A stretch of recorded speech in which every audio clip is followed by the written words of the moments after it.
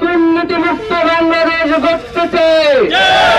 আমরা চাই যোগ্য নেতৃত্ব, আল্লাহর আইন এবং সৎ লোকের শাসন কায়েম করতে চাই।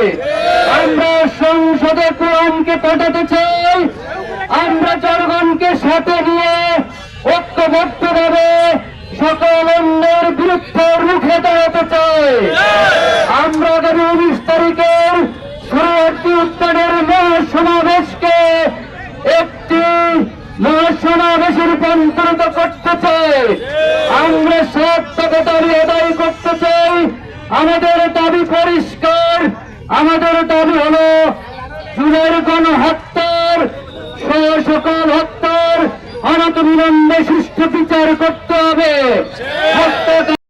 সমাবেশ করেছি 19 তারিখে ঢাকা চলো কর্মসূচি বাস্তবায়নের জন্য।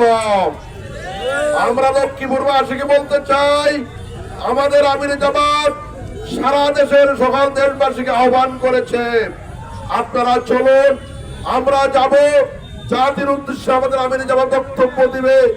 আগামী দিনে বাংলাদেশের যে 7 দফা দেওয়া হয়েছে, এই 7 দফার মাধ্যমে আগামী দিনে বাংলাদেশের মানুষ জাতি সঠিক একটা দিক নির্দেশনা পাবে।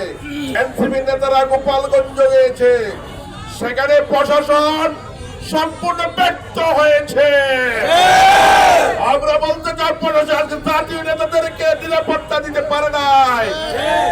এই জন্য এই গোপালগঞ্জের সকল প্রশাসনকে বাধ্যতামূলক অবসর দিতে হবে। ওই প্রশাসনের মাঝে এই ফ্যাসিস্ট খুনি হাসিনার যারা ক্যাপ্টি মেরে বসে আছে, অনতিবিলম্বে যারা সরকার আছে, এই কর্মসূচি ঘোষণা হবে। ফ্যাসিস্টের বিরুদ্ধে আন্দোলন হবে, সন্ত্রাসের বিরুদ্ধে আন্দোলন হবে, চাঁদাবাজদের বিরুদ্ধে আন্দোলন হবে। এদেশে আল্লাহর আইন সৎ লোকের শাসন প্রতিষ্ঠা হবে।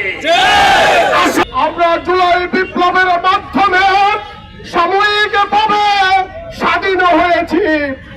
আমার বাংলাদেশের জনগণ সুস্থ একটি নির্বাচন চায়। সুস্থ নির্বাচন করার জন্য জনগণের দাবি আগে বিচার